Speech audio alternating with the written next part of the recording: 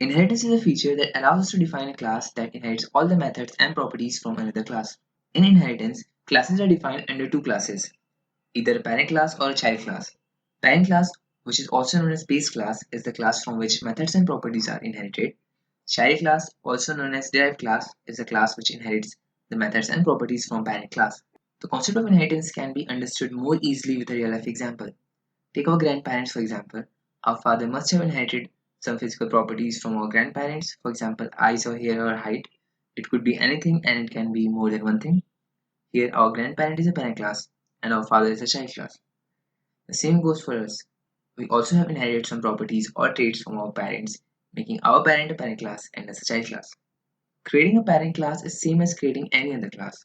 For example, let's create a class person and the constructor with the keyword self and the variables fname and lname. Now let's initialize this variable in the cellbot first name, cellbot last name variables.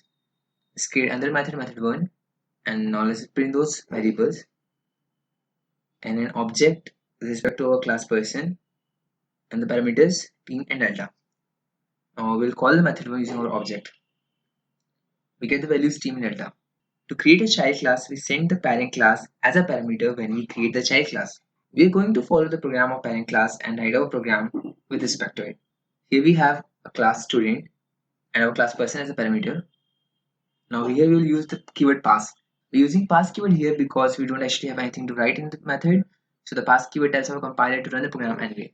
We'll just create an object to set to our class student and we'll assign new values, Matt and Murdoch. We'll call the method of our class person.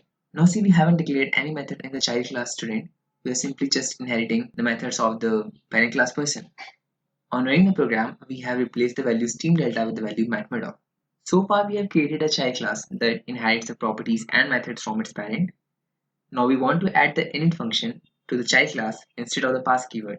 But remember, when we add the init function, the child class will no longer inherit the parent's init function, which is not good because that we will no longer be able to inherit the properties we want to have. Overcome this problem so that we could use the child class constructor as well as parent class constructor. We declare our parent class constructor using the name of our parent class followed by the constructor and its parameter. Just replace the pass keyword with the constructor and its parameter, and now inside it we will call our parent class method person.init and with the parameters.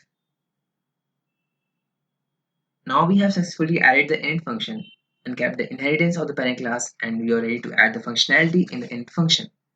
So try adding or creating different variables and assign values to them, play with the code, and you can learn a lot by yourself. But wait, there's another way to access the methods of parent class and child class, and that is by using superfunction. Superfunction makes child class inherits all the methods and properties from its parent. We'll just have to replace super with person in person.init and the rest of the parameters. Here we have example, class student person and our constructor and the super keyword instead of the person. And that's everything the same. And one more thing, we don't use a self keyword in the super function. And that's it, you are good to go. Inheritance represents real world relationships and provides the concept of reusability. It also offers faster development time, easier maintenance, and it is easy to extend. Inheritance is categorized briefly into 5 categories: single inheritance, multiple inheritance, hierarchical inheritance, multi-level inheritance, and hybrid inheritance. In single inheritance, there's one parent class and one child class. Here, the child class can inherit the properties of parent class. Let's take a look at a simple program which uses single inheritance. Here we have class parent and the method parent and a class child with the class parent as a parameter and the method child. We'll use super function here. Since you do not have any parameter to pass, we'll just leave it be. Now after writing the functionalities, we'll create an object with respect to our class child and we'll call the method of our child class. Next inheritance is multiple inheritance. In this there are two parent class and one child class. Here the child class can inherit the properties of both of its parents. Let's see it with the program. Let's create a class parent1 and let's now create an empty variable parent1 underscore name and a method parent. Now we'll call that empty variable inside the print function using self.parent1 using the self keyword. Now we'll create another class parent2 and follow the same procedure as we did in class parent1. Now let's create a class child and now we'll call the both parent class and the parameters parent1 parent2. Now let's create a method child. Now we'll print the variables of class parent1 and class parent2. Let's create our object and now let's assign the values to the empty variables with father and mother. And at last we'll call our method child and we'll run the program and you have the output here. In hierarchical inheritance, we have a single parent class and more than one child class, which means the properties of one parent will be inherited by two children.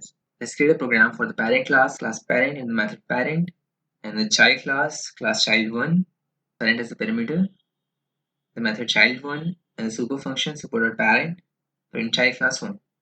And the child class child2, same procedure as we did in class child1. Now we'll declare two objects here, object1 and object2. Since we have two child class, so we need two objects. Now we'll call our methods of child class1 and class2. Now we'll run the program, and we have the expected output on the screen. The next inheritance is multi-level inheritance. In multi-level inheritance, features of parent class are inherited by the child class, and then the features of that child class is inherited by another child class. It can be understood more easily with the relationship of grandfather, father, and a son. As for the program, let's create a class grandfather and a method grandfather and then print grandfather.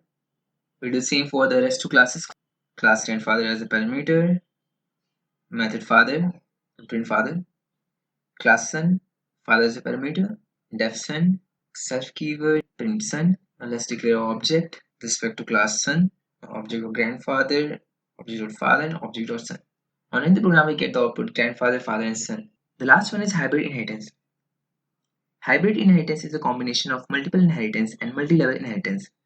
In other words, there's one parent class and its properties are inherited by two child class, and then those two child class properties are inherited by another child class. Let's understand this inheritance with the example of teacher and students. So we'll create a program in which we will have a teacher and the two students who will inherit the properties from the teacher, and another student 3 which will inherit the properties from the student 1 and student 2 instead of just directly inheriting from the teacher. So let's dive into the program. First class is the class teacher and the constructor. Now we'll print teacher. Second one is class student 1. Teacher is the parameter, constructor, the super function, print student 1. Next one is class student 2. Teacher, same as the student 1.